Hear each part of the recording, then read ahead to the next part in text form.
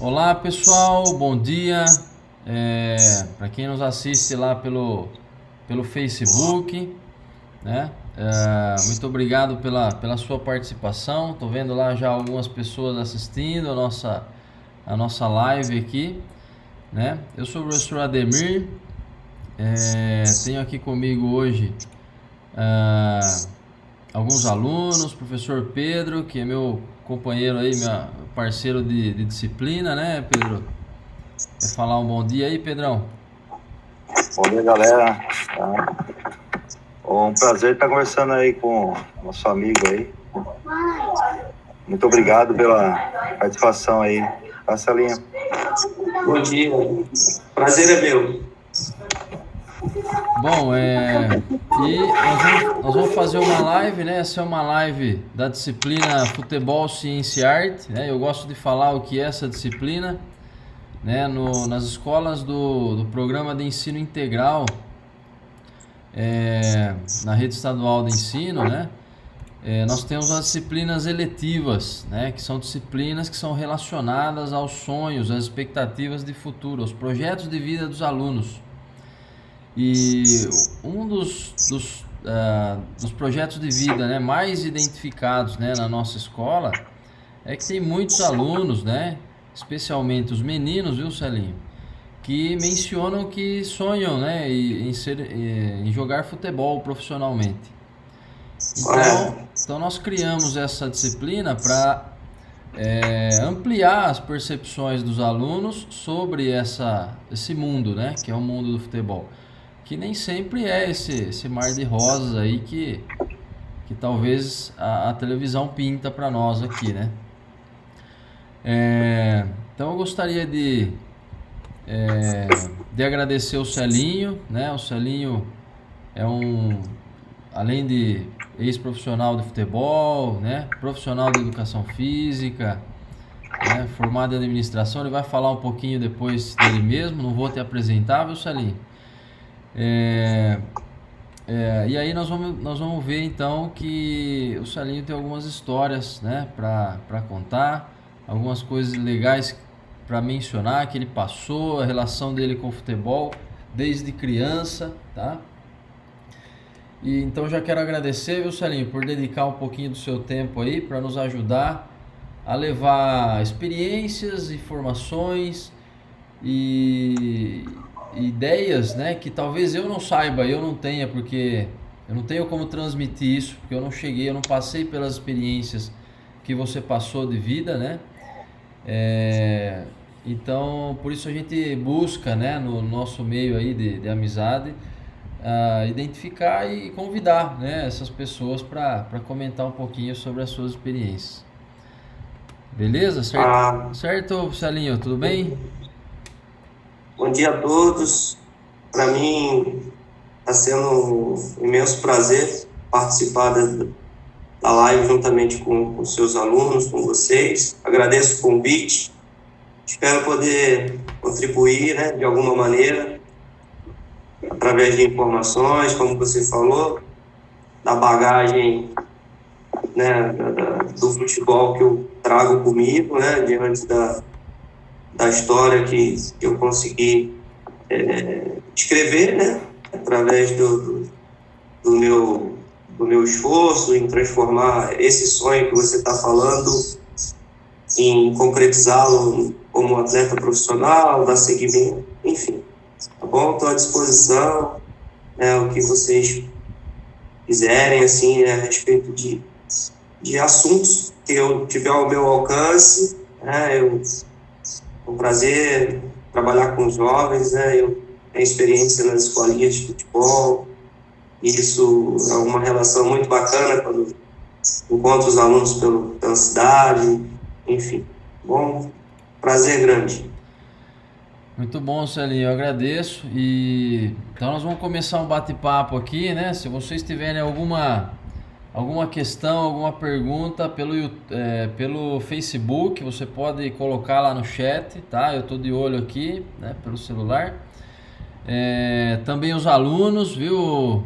Os alunos que estão conosco na sala aqui, Fernanda, Leonardo, até o professor Pedro, se quiserem fazer alguma questão, é só abrir o microfone aí e aí me avisar, professor, posso fazer uma pergunta? E assim eu já libero para vocês, tá bom? Eu vou começar aqui e aí vocês depois vão me ajudando a colocar as questões, né? É uma entrevista, uma conversa informal, não estruturada, viu, Celinho? Quer dizer que eu não preparei nenhum roteiro, nada, né? Eu vou começar aqui na minha cabeça, tá? Bacana, assim acho que flui melhor até do que... E dependendo do que você for falando, nós vamos perguntando outras coisas. Tá joia? Joia. Então vamos lá.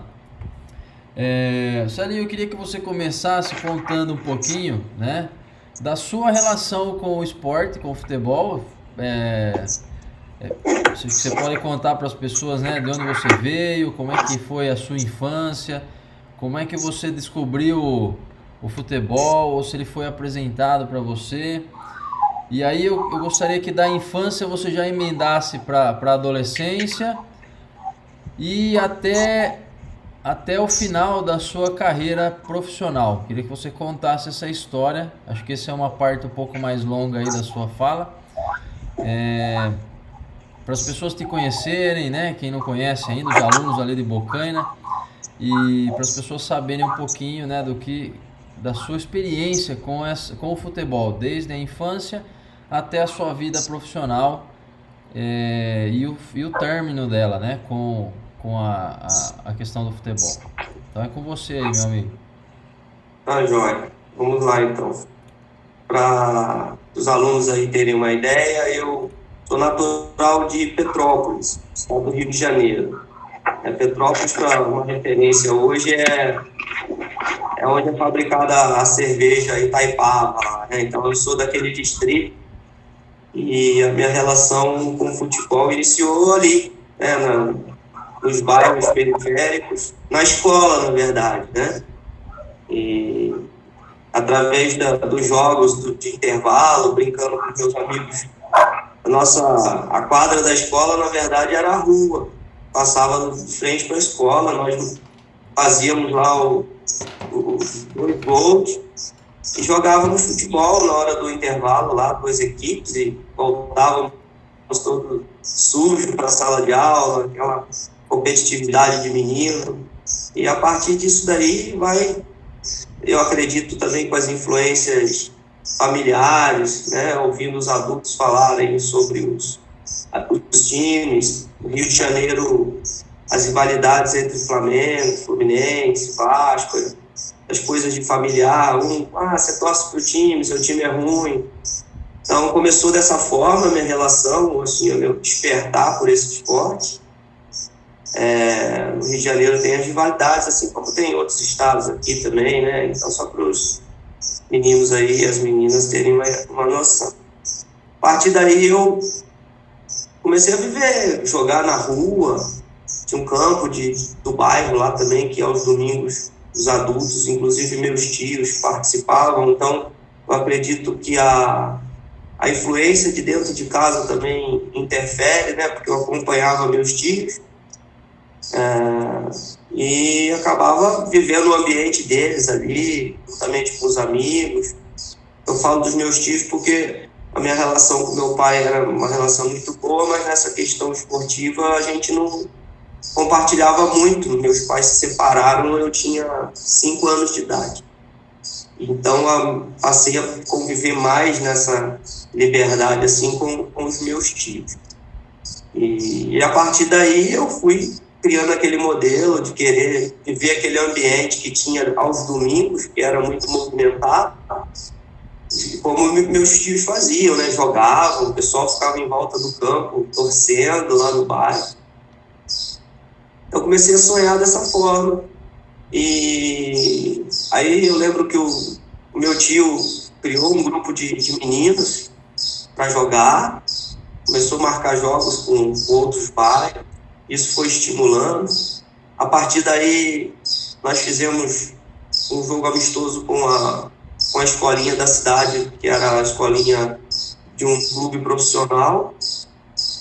E eu lembro que o professor dessa escolinha gostou em algo que viu em mim no jogo lá entre as duas escolas e me convidou para ir participar lá.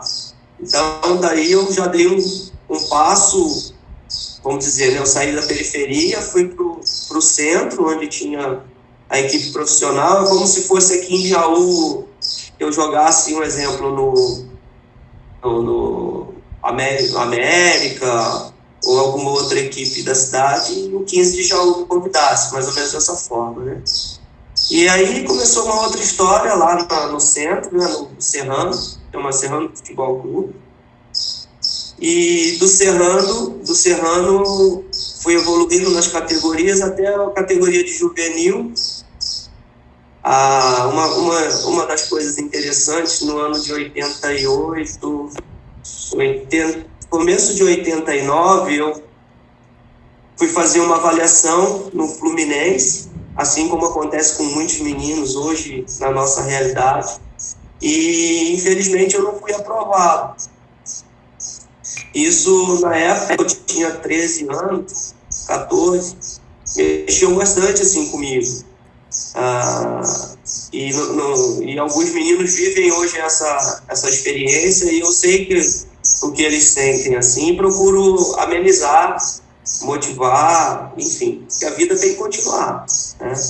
Retornei para Petrópolis lá após as avaliações, continuei minha história, minha dedicação lá no clube, dentro do possível.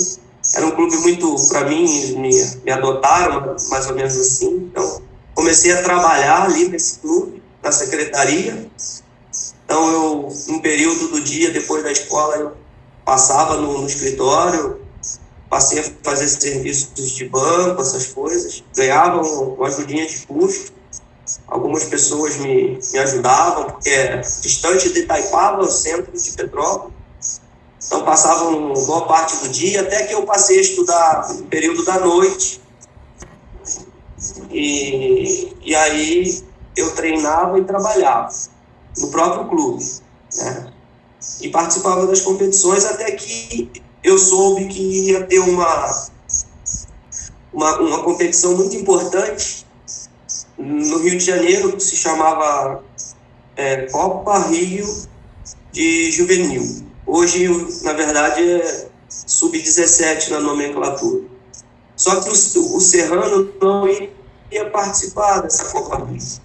Mas um clube da região ali, da cidade de Três Rios, fica aí aproximadamente, acho que uns 70 quilômetros de Petrópolis, 60, iria, e estava abrindo período de observação para montar a equipe. Isso aí devia ser mês de outubro de 89.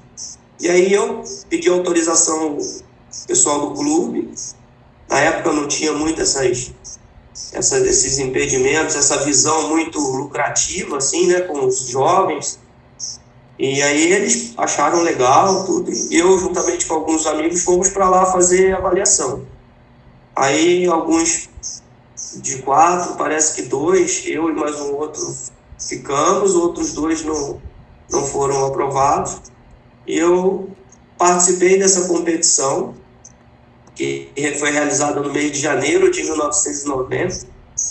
E nessa competição tinha o 15 de Jaú, na chave em que a América de Três Rios estava, juntamente com o Flamengo e uma equipe do Paraná, se eu não me engano, acho que era o Grêmio Maringá.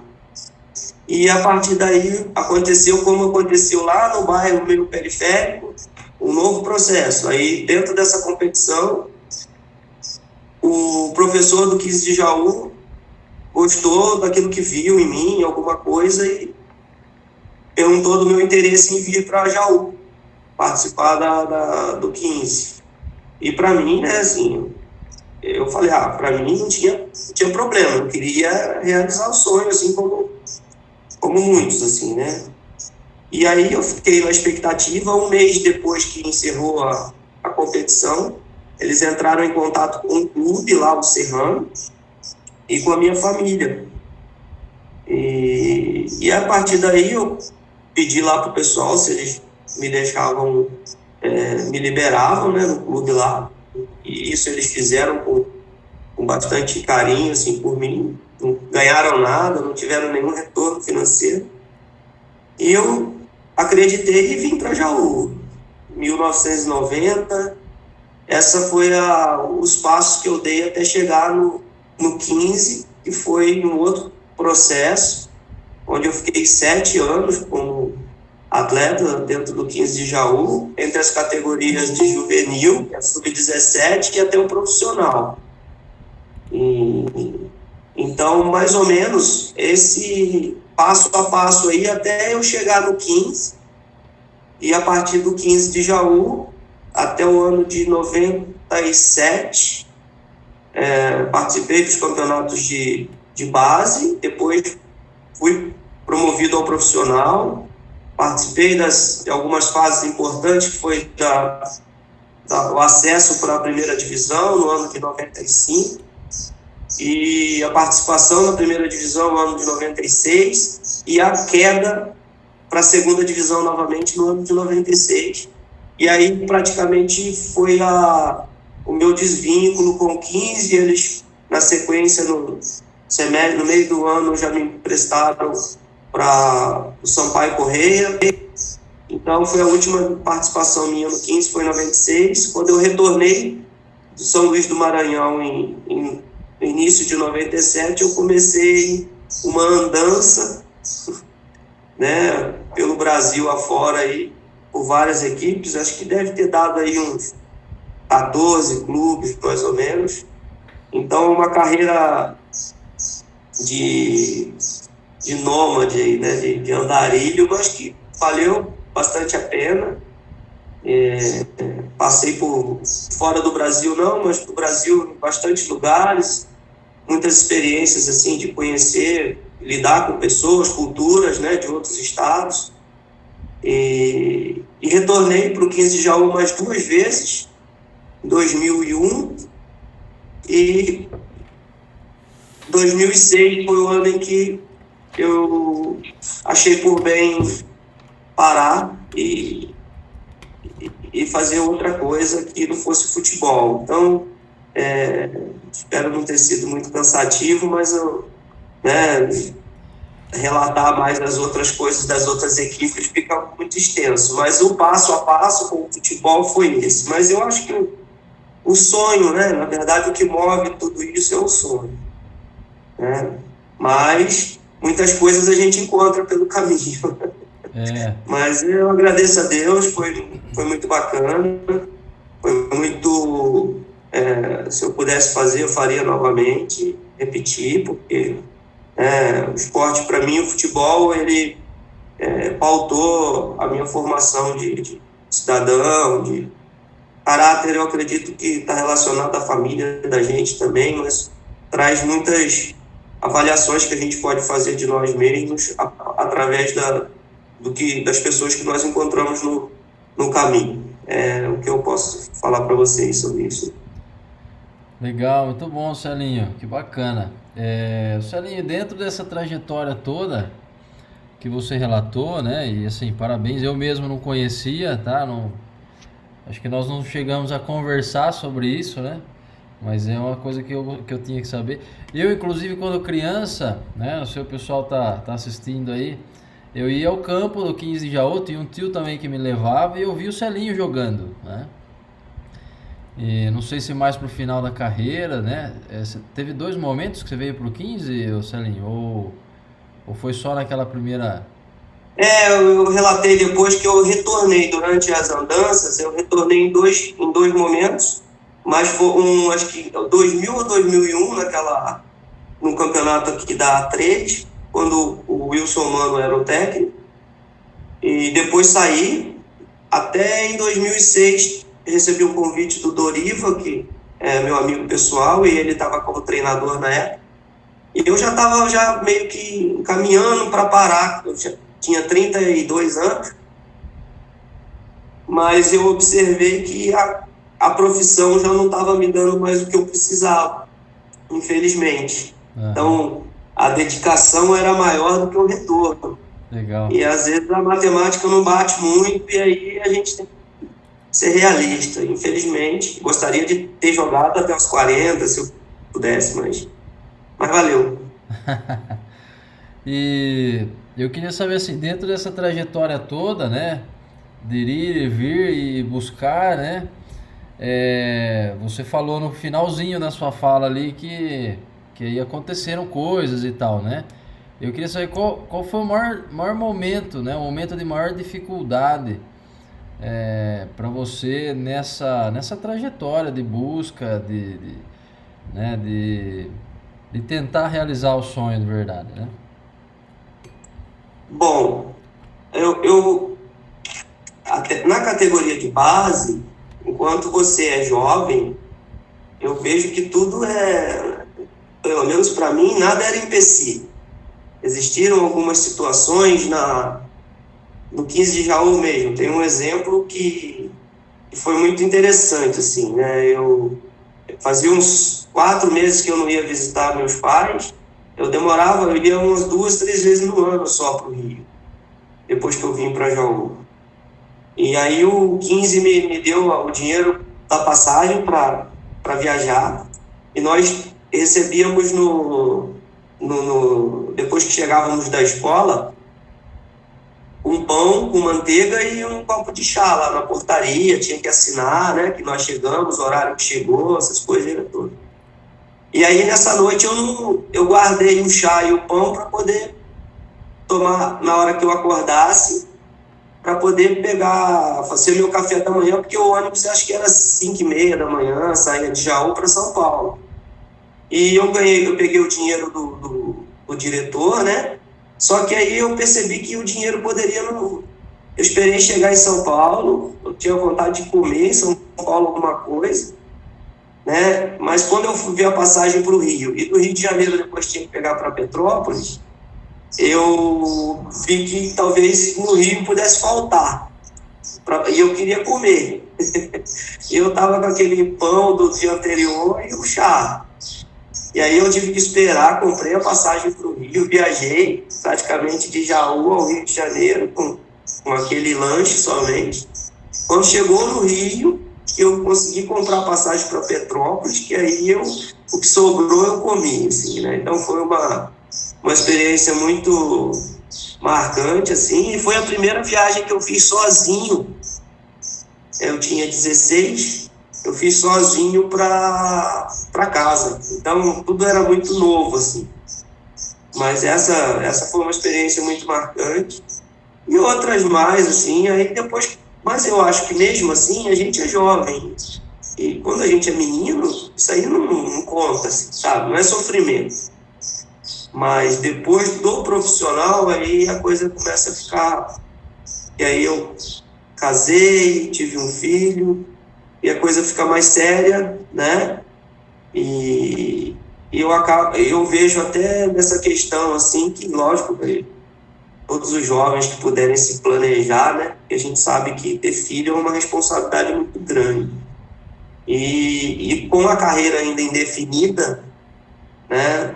Acaba se transformando num fator de esforço a mais, né?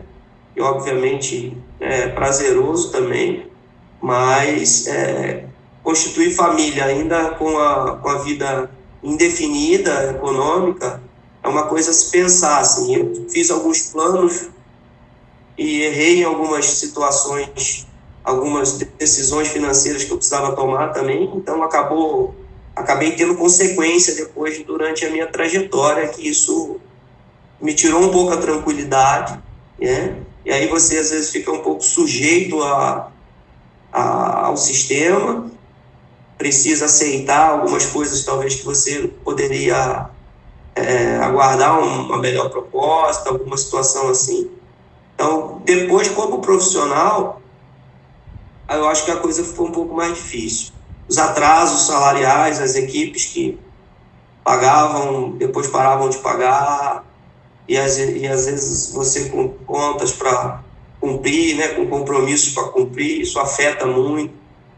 Aí, às vezes, você está numa equipe que não tem muita estrutura para te oferecer a nível de parte médica, fisioterapia, aí você tem uma contusão, e as pessoas passam, a contusão ela tem um prazo, mas devido às vezes a falta de estrutura, o diagnóstico não é sabido da forma correta, então se trata meio que como curandeirismo, meio que no achismo, né? Então não se tem o que se tem hoje a nível de tecnologia, enfim. Mas eu acredito que mesmo hoje existe isso ainda no nosso Brasil, existem essas histórias, né? Você quer ver bastante história do futebol, desses sonhos, é quando está chegando janeiro, a molecada da Copa São Paulo aí, né? Se escuta muitos relatos aí sobre isso. E o futebol, ele é um esporte maravilhoso, mas é para poucos criarem independência, né? Então, aquele jovem que hoje vai ingressar a carreira precisa estar muito ciente de que ele tem que, ao mesmo tempo, criar um paralelo para se preparar para o futuro, e hoje é possível, graças a Deus, hoje é possível. Um jovem hoje, na minha época, eu ficava nos alojamentos dos clubes, e às vezes ele vendo novela, televisão, essas coisas, né? Hoje dá para você pegar um notebook aí e fazer um curso online, dá para você acompanhar, de repente você não tiver muitos recursos para uma faculdade, mas dá para ir se capacitando para o futuro, né? Se preparando, criando ideais aí, coisas que no passado isso não era tão possível. Então, é mais ou menos isso. Legal, Celinho, muito bom. E então a carreira futebolística não é, né? Não é. E como você disse, enquanto nós somos jovens, a gente tem energia, disposição, não importa muito o lugar que está dormindo, não importa o que está comendo, né? A gente mata a fome com qualquer coisa e segue o jogo e vai. E isso tem um reflexo grande depois, né? Em termos de saúde, em termos de qualidade de vida, no quanto você vai, no quão longa será a carreira, né? Eu sempre falo para os alunos na escola que a carreira do atleta, seja de futebol, de qualquer área, ela é curta, né? Ela dura aí no máximo uns 15 anos, né? Isso se jogar bastante ainda, né? Profissionalmente falando, né? Então, são 15 anos que o sujeito tem que produzir, senão depois ele vai fazer o quê, né? E aí eu queria saber dessa carreira sua, que é bacana, né? Eu vi ali que você teve grandes oportunidades, né? Grandes momentos também, né? Acho que depois de falar um pouco das dificuldades, quais foram as maiores oportunidades, quais foram vamos chamar, as suas glórias, né? Ao longo dessa carreira futebolística, os momentos que você falou, puxa vida, é isso que eu queria, né? Eu cheguei lá, valeu a pena, né? É isso que eu queria saber de você agora. Bom, teve alguns momentos assim que me marcaram muito, porque quando eu passei, como eu relatei lá atrás, na avaliação do Fluminense e não fui aprovado, então, quando você chega numa equipe como o 15 de Jaú, que é um clube que na ocasião ele era um clube formador, tinha uma tradição muito grande, servia jogadores para a seleção brasileira das categorias de base. O meu sonho era chegar numa equipe da capital, assim, num grande clube. Isso aconteceu em 93, ainda como amador, né, como base. O 15 Jaú me emprestou para a Portuguesa depois das finais do campeonato de sub-20. Nessa época, como é que chamava a categoria de base? Era infantil, juvenil, juniores? Era o juvenil, Juvenil. Daí eu estava nos juniores, né, que era o sub-20 de hoje, e nós chegamos na fase final do Campeonato Paulista aqui pelo 15 e enfrentamos a Portuguesa.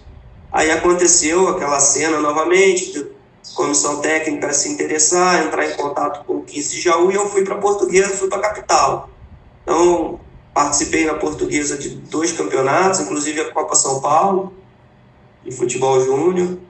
Então essa foi uma experiência marcante. E no ano seguinte, depois de ter participado no profissional do 15 de Jaú,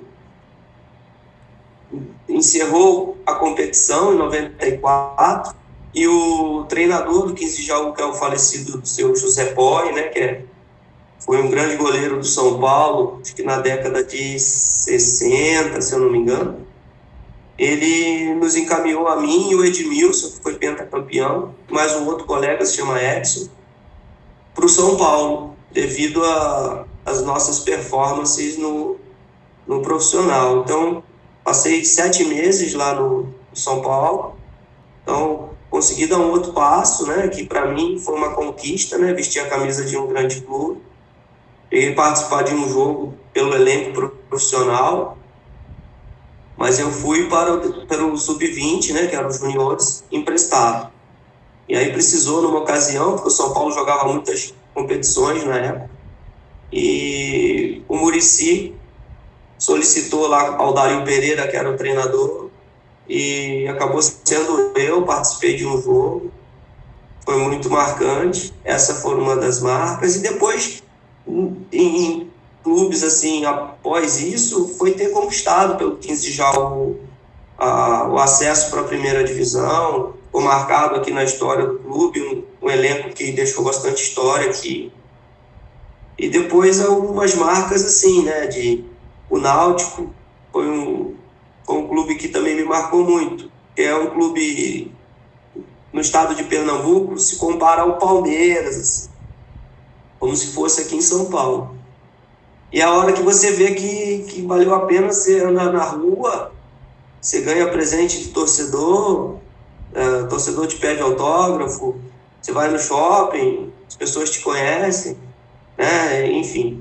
Então isso marcou muito um jogo que nós vencemos o Sport Recife, num clássico, Náutico Sport, e há 2 anos que o Náutico não vencia o Sport. Então nós quebramos um tabu, embora não tenhamos ganhado o título estadual, mas isso ficou marcado de que eu sou capaz, assim, né? Cheguei no nível que eu, né, sonhava, agora o restante é consequência, assim. E a outra coisa que me marcou muito também, porque lá atrás, em Petrópolis, para mim a referência do futebol era o Flamengo, o Zico e o Maracanã, o estádio do Maracanã.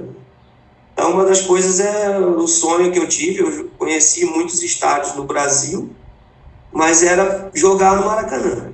Esse era um sonho. E aí aconteceu em 99, o Náutico chegou nas finais do Campeonato Brasileiro da Série C, eu estava jogando e nós jogamos contra o Fluminense.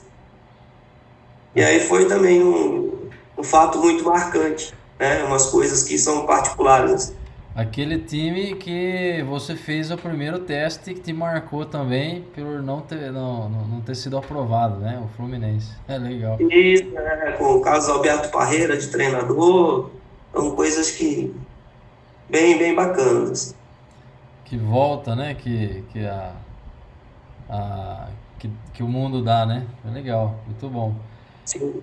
E hoje, Celinho, vamos então sair dessa história agora e falar um pouco de hoje. E hoje, qual é a sua relação, né? Não sei se você quer falar um pouco como professor agora, né? Ou como pai do Guilherme, enfim, você que escolhe por onde você quer entrar aí, tá? Fica à vontade. Tá. E qual é a sua relação com o esporte hoje, com o futebol, né? Como é que você lida com o futebol, né? Depois dessa carreira profissional? Bom, eu após encerrar, né, eu tive um convite para trabalhar como professor, né? No início eu me enxergava um treinador, mas hoje eu já mudei alguns conceitos, que eu acho que todo treinador, ele é mais, até principalmente no período de formação, que é da categoria sub-20, ele é mais um professor, um educador, do que um técnico. E procurei, né, buscar capacitação, informação e a realidade mesmo de educar. Eu acho que educar através do futebol, no nosso país, diante da nossa cultura muito egocêntrica, onde cada um enxerga no menino, cada família, cada parente enxerga no menino um potencial de mudança de vida, nós enfrentamos como professores algumas barreiras que são difíceis, eu vejo, de lidar em alguns momentos, administrar, devido a essa cultura do que, né, assim, ó, nós somos de um país muito diversificado, né, de raças, enfim, né, de culturas. Isso reflete muito, enfim, a gente vê também nesse momento de pandemia que a nossa política, ela prejudicou muito a nossa história. Sei lá, eu não entendo muito política, mas dá para a gente fazer uma busca aí, entender um pouco por que nós às vezes nos comportamos de determinadas formas, né? Isso é uma coisa que vem do passado, próprio interesse pelo estudo, né? Nunca foi muito estimulado pelo nosso sistema, porque eu vi essas manipulações todas aí. Mas voltando para a resposta sobre o professor, eu gosto do que eu faço, né? Mas procuro me posicionar como educador, assim, né? Gosto de competir, né? Segurar o professor competitivo não é fácil, mas toda vez que eu lido com algum aluno, independente da faixa etária, eu lembro do meu filho. Foi isso a referência que eu criei, mesmo antes de ser professor formado, que eu queria para qualquer indivíduo o que eu queria para o meu filho: respeito, né, paciência, compreensão, enfim, né, o mínimo. Agora, eu também sempre fui muito justo com o meu filho, nunca passei a mão na cabeça dele. Ele sabe disso, em alguns momentos cheguei até a ser injusto para poder ensiná-lo. Mas vejo que é assim, a minha visão é essa. Eu prefiro perder o campeonato, mas não perder o meu aluno, né? Respeito, mas eu vejo que o sistema poderia ensinar para a sociedade essa separação de participação e rendimento. E isso confunde muito a cabeça da sociedade quando, um exemplo, se o meu filho tem uma determinada capacidade superior a uma outra criança, e eu percebo isso, e aquele ambiente onde ele está, ele não cabe mais, eu como pai preciso conversar com o professor e falar: professor, você tem algum lugar para me indicar para onde eu posso levar meu filho para ele ser testado de uma maneira mais forte? E com isso a gente não é injusto com o outro que talvez não tenha essa capacidade. E essa é a visão que as pessoas não têm. E às vezes alguns podem achar assim: mas o meu filho aqui, ele é o destaque, é aqui que é o lugar dele, que é aqui que eu consigo me realizar, falando que ele é muito habilidoso, dotado de muitas habilidades, né? Então é muito particular isso. Mas são barreiras. Eu acredito que no sistema de sala de aula também vocês devem se deparar com muitas conflitos, sei lá, né, vindos da cultura. Mas eu acho que nós poderíamos ser melhor se fôssemos mais bem esclarecidos, uma ideia bem elaborada na hora de se transmitir qualquer escola, assim, sabe, de esporte. O que é, por que é. Porque às vezes a gente, que manda é o que nós falamos antes de começar com os alunos, né? É o dinheiro, né? Sim. Então, o dinheiro não pode estar acima de alguns valores, assim, que eu penso. Mas, por outro lado, sobre o meu filho, foi um presente, assim, para mim, né? Eu até comentei com ele, mas ele participar, mas ele está treinando. Haveria treino hoje pela manhã, então, infelizmente, ele não pôde participar. Então, para mim, vem acontecendo coisas na vida dele. Eu acho que é um presente que Deus continua me dando, mesmo eu não sendo atleta mais. E eu tenho tentado aprender a lidar com isso, porque é uma outra situação, envolve outras questões que eu não tinha passado ainda, né? Então, a carreira do meu filho já se pauta numa outra realidade, uma outra história. Ele começou com 11 anos na escolinha do 15 de Jaú, ou antes, e daqui a pouco ele já foi convidado para ir para uma grande equipe, né? E a partir daí ele construiu uma história de 8 anos nessa equipe. Teve toda uma formação. Quando você entrou numa universidade, você seguiu todo o ciclo lá, né? Então já é diferente. Ele, graças a Deus, se transformou num profissional e está começando, né? Lidando aí com os altos e baixos que a carreira, que a exigência, né, da performance impõe, mas ele está nos deixando bastante orgulhoso, feliz, assim, né? E é um jovem comprometido. Isso me deixa muito feliz, né? Saber que ele aprendeu, lógico, aproveitou a oportunidade que teve, porque não foi comigo, eu acredito. Os professores do São Paulo Futebol Clube, desde lá todo o processo, né, os departamentos. Então ele foi um privilegiado, obviamente, pela dedicação que ele teve também. E então se formou um profissional. Agora está começando uma carreira e vamos ver que história que ele vai escrever, né, dentro desse contexto aí. Legal, muito bom.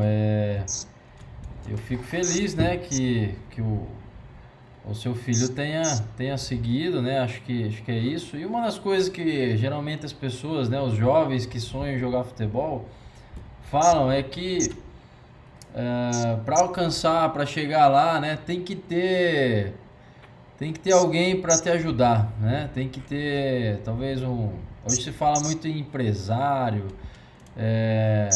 tem que ter alguém que seja do meio para fazer os contatos e tudo mais. E o que você pensa sobre isso, Celinho? Comparando, por exemplo,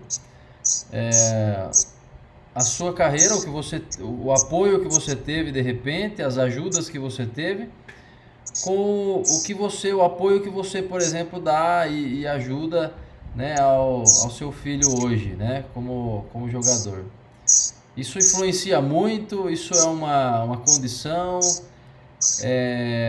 Facilita o caminho? Enfim, o que passa pela sua cabeça quando você ouve isso de uma criança, de um jovem? Eu acredito que muitos jovens e familiares também, pais, pensam nisso. O que a gente não pode é tirar do indivíduo a responsabilidade dele, do próprio indivíduo. Então, como eu falo com os meninos, eu dou aula, eu falo para eles que quando eles vão para um treinamento, eles não estão treinando para o colega ou para o professor, eles estão treinando para eles mesmos. Que aquilo que eles entregam dentro de uma atividade reflete depois a colheita do futuro.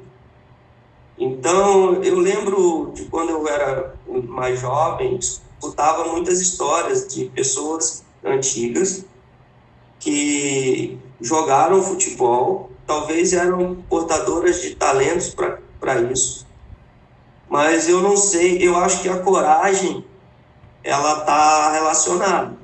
Então, alguns sempre davam o seguinte relato: eu jogava muito, mas chegou no dia em que o meu pai não deixou eu jogar, mas porque eu tinha que trabalhar. Eu acredito que no passado existiam essas questões e que a profissão do jogador de futebol era vista como meio que malandro, essas coisas, e as pessoas mais conservadoras resistiam a isso. Isso há 30, 40 anos atrás.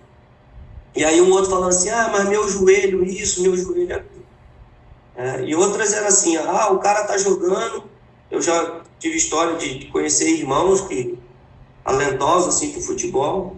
Aí falava assim, o que virou profissional é bom, mas o outro que era o melhor.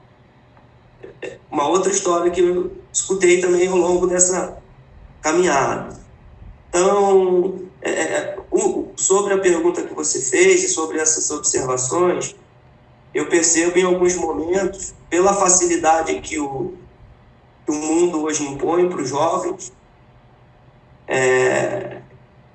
que às vezes ele negligencia na parte dele. Porque hoje existe informação gratuita, talvez o acesso, que é isso que você está falando, né, a um clube, a uma avaliação, mas eu penso que para o menino, ele é o próprio caminho dele, assim como o meu filho hoje.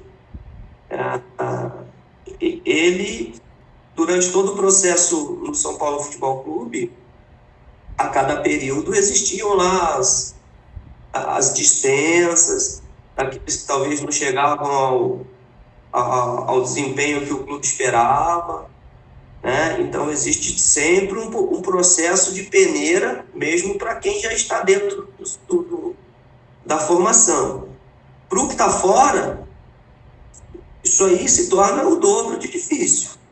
Então ele precisa ter foco, né? Falar assim, não, é isso que eu quero mesmo, é isso que eu quero, porque alguém vai me levar, mas se eu não estiver preparado, eu vou bater e vou voltar. Então essa realidade, essa informação, que eu acho que às vezes chega no menino, ou a própria mídia, a própria cultura, de ele ver, eu joguei um videogame, porque o futebol, assim como qualquer outro esporte de rendimento, é sofrer. Não é sorrir. É sorrir depois, mas assim, é treinar muito. Então eu falo para você porque eu treinava sozinho, com 13 anos. Então eu corria no asfalto, eu via como eu estava no clube que eu via os atletas profissionais treinando, eu queria fazer algo que me preparasse. Teve alguns exemplos que eu vejo do meu filho que me marcaram muito. Ele treinava na época de 12 anos no Caiçara, e às vezes eu chegava de Itapuí, quando eu trabalhava na Itabom, volta de 5 horas, 5 e meia da tarde, ele estava correndo num campinho de areia do bairro, logo depois do horário de treino no Caiçara. Eu falei assim, eu falava para ele, mas aí ele chegava em casa, depois suado, estava meio triste, assim, eu falei, mas por que você estava correndo lá? Ele falava, o treino hoje foi ruim, o treino foi fraco, o treino foi isso, foi aquilo. Talvez outros meninos foram fazer outra coisa. Foram brincar, foram jogar videogame. Isso acontece hoje, eu vejo na nossa realidade, com atletas profissionais, meninos que já jogaram, talvez numa equipe modesta, que às vezes estão sem clube, tem potencial para ser inserido novamente, mas fique aguardando alguém criar uma situação. Eu vejo que às vezes a gente tem que fazer a nossa parte. Obviamente que o empresário ele vai te ajudar depois. Eu vou falar para você, meu filho tem empresário, mas o grande empresário dele é ele mesmo. O empresário pode até criar uma situação um dia de colocar ele no clube, mas na hora que ele entra em campo, se ele não render, o testemunho é a torcida. O torcedor é o testemunho, então não adianta. O cara, um exemplo, não engana por muito tempo, que é um esporte que exige performance constante, e é difícil demais, eu vejo, né? Fazer um jogo bom é uma coisa, fazer um campeonato bom é outra, 2 campeonatos bons, 3, enfim, essa aí isso envolve o jovem até o profissional. Então, hoje eu enxergo meu filho, obviamente um atleta profissional, mas assim, ó, constantemente em formação, tem que estar, como diz na vida aí, matando um leão por dia, porque atrás está vindo outros com os mesmos propósitos, né? Que também, então, o empresário ele ajuda, assim, eu acho que na categoria de base, não. Eu acho que o que ajuda, talvez, é uma pessoa, às vezes, que possa te... Agora, você vai indicar algum aluno para determinada universidade, se você vê que esse aluno não tem preparação para aquilo, é mais ou menos assim, né? É difícil. Sim. Legal, Celinho. A gente vai para a última questão só, tá? Para a gente encerrar de vez, para não ocupar tanto tempo. A gente já tá quase Não, tá legal. quase batendo 1 hora de live já. 1 hora de prosa. Celinho, e nessa carreira, nessa busca pelo sonho, pelo projeto de vida dentro do esporte, como é que você enxerga a importância do jovem, do aluno se manter, além de se dedicar, além de fazer a parte dele relacionada ao esporte, mas como é que você vê a importância dele se dedicar aos estudos, à escola, às atividades escolares? Qual é o papel da escola, tanto nessa formação para o futebol, quanto numa segurança para a vida dele pós-carreira de futebol, de repente, em termos de formação, né? Porque a gente sabe que o futebol ele tá cada vez mais exigindo, vamos lá, jogadores inteligentes, não é isso? Os jogadores não têm hoje que entender o sistema, que saber como é que joga, conseguir fazer a leitura de jogo. Ele tem que ser inteligente, ele tem que pensar no jogo.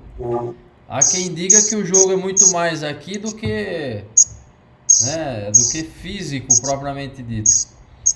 E a escola tem alguma influência nisso? Tem um papel relacionado a isso? Então eu queria saber como que você pensa, né? Essa questão do estudo escolar básico para os meus alunos, especialmente que estão lá na escola e sonham em jogar futebol profissionalmente, e também a importância disso após a carreira futebolística.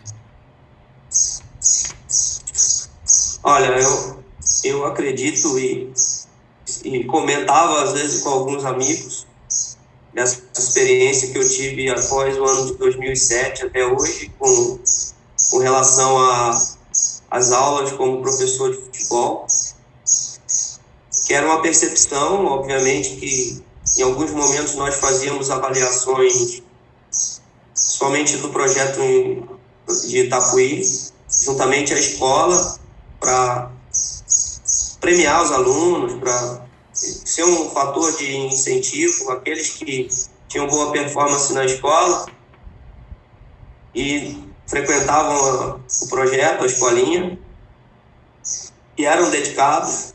Nós premiávamos, né, bimestralmente ou semestralmente com algumas coisas, algum presente simbólico, tá? E a percepção dentro do ambiente de ensino relacionada àquele jovem que nem todos a gente observa que tem predisposição para o futebol, embora participe do futebol.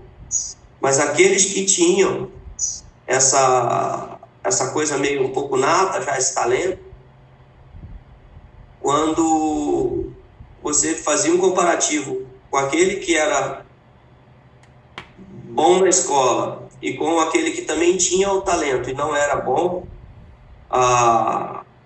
o cognitivo dentro do jogo, a capacidade de enxergar o ambiente, as variáveis que acontecem dentro de uma atividade que é vamos imaginar, um jogo coletivo. Então, aquele que talvez não tenha bom rendimento escolar, eu sempre observei que ele tinha sempre mais dificuldade. Aí entrava algumas questões disciplinares também, de não compreender algumas que o esporte é dotado de certas regras, mas a relação do estudo um esporte qualquer, não só o futebol, qualquer esporte, porque o estudo é a continuidade. Eu não consegui dar continuidade à faculdade quando eu era atleta, eu fui estudar agora após o ano de 2008, e não é fácil, né? Graças a Deus eu consegui concluir a primeira faculdade, estou terminando agora com 46 anos, né? Então, para concorrer no mercado, para a energia, enfim, né? Então, eu acho que se o jovem se prepara antes e se dedica, vale a pena. Eu sempre tenho alguns momentos de reflexão com os meus alunos. Às vezes a gente discute outras questões sobre mercado de trabalho, possibilidades que o governo hoje traz para os jovens, através do Enem, né? A realidade que eu levo para eles sobre a concorrência dentro do futebol, e que, ao mesmo tempo, num paralelo, que eles podem sonhar também com o plano B, né? Eles podem fazer faculdade, podem ir através do Enem, né? Talvez a família não tenha tantas condições financeiras, mas o próprio... Então, aí entra a questão do empenho escolar, né? E, às vezes, dentro da nossa cultura, do menino que gosta de jogar bola, eu vejo que ele negligencia um pouco a escola, só apostando no sonho, né? Aí eu vejo que a família tem que intervir, assim, sabe? Eu acho que entra um papel, né? Porque ele ainda é uma criança e um adolescente, está formando opinião. E aí as bases familiares precisam ser bem esclarecidas, né? Para que eles não sejam prejudicados, né? No futuro, porque cada dia mais o capitalismo gera concorrências, enfim, né? E vai peneirando, buscando as pessoas mais capacitadas. É assim que eu enxergo. Eu aconselho aos seus alunos, a todos os meus alunos também, a buscarem conhecimento, porque eu acho que, além da realização do futebol, poxa, legal, né? Assim, eu gostaria de falar outro idioma, gostaria de ter outras capacidades intelectuais que principalmente para eles têm um mundo aí pela frente a nível de tempo, e que com a tecnologia, as informações que chegam hoje, eles podem usufruir bem disso, mesmo aqueles, às vezes, que, devido às condições econômicas, não sejam tão, né? Mas acho que o sistema, nessa questão, ele abriu muitas possibilidades. E o atleta inteligente, como você falou, cada dia mais procurado. O cara individualmente hoje talentoso, mas o futebol se transformou, está muito sistêmico. E para você conseguir se destacar dentro do sistema, você precisa entendê-lo, né? A maneira que joga, o porquê, para quê. Então não é só pegar a bola e marcar o gol. É porque cada ano que vai passando, o menino de 12 anos, se ele falar isso para ele hoje, daqui a 3 anos as coisas vão ficando mais difíceis, porque vem a maturação, vem a força, os espaços vão diminuindo, né? E aí as capacidades individuais elas vão também se reduzindo, devido à força e à velocidade dos jovens quando vão entrando na fase de maturação, né? Transformando da idade de adolescente para adulto. Essa é a minha visão, e eu acho que o estudo é importantíssimo, né? Sempre. Legal, Celinho. Celinho, ó, nós vamos encerrando então. Eu quero agradecer, tá, de coração, por você contar as suas experiências, né, mostrar aí para nós e para os alunos todo esse laço, né? Não é só ir lá e jogar futebol, é uma vida envolvida, né? É uma série de relações estabelecidas entre lugares, entre pessoas, e que vai que vai nos levando a tomar algumas decisões ao longo desse processo. Não é simples assim, quero jogar, vai lá, joga e aí fica famoso, e aí, né, brilha, e é simples assim, né? Não é fácil e não é simplista, né, dessa forma, esse tipo de carreira. Então eu queria agradecer e dizer que foi um prazer, né, recebê-lo, né, assim, como professor, como colega de profissão, né, como parceiro também, né, que às vezes a gente se encontra, se fala e é isso. Muito obrigado mesmo, foi fantástico, brilhante, adorei ter batido esse papo com você de manhã e acho que valeu demais para a formação dos nossos alunos nessa disciplina, né, relacionada ao futebol e à vida, né, de uma forma geral. E se você quiser comentar alguma coisa, falar para os alunos, né, esse é o momento para a gente encerrar. A hora que você terminar a sua fala, eu paro a transmissão lá pelo Facebook, tá joia? Bom, eu agradeço novamente, né, a oportunidade de ter podido passar um pouco daquilo que eu vivi, né, dos meus sonhos. Parabenizo a vocês aí pelo trabalho que vocês vêm fazendo com os jovens, por essa modalidade de ensino, essa metodologia interessante aí, que eu sei que você se preocupa muito com o conteúdo geral do indivíduo, não somente com as habilidades técnicas. Te conheço bem, enfim, é louvável e muito feliz, assim, de ter participado. Essa eu posso deixar para vocês. Um forte abraço para os seus alunos, que eles sejam críticos, né?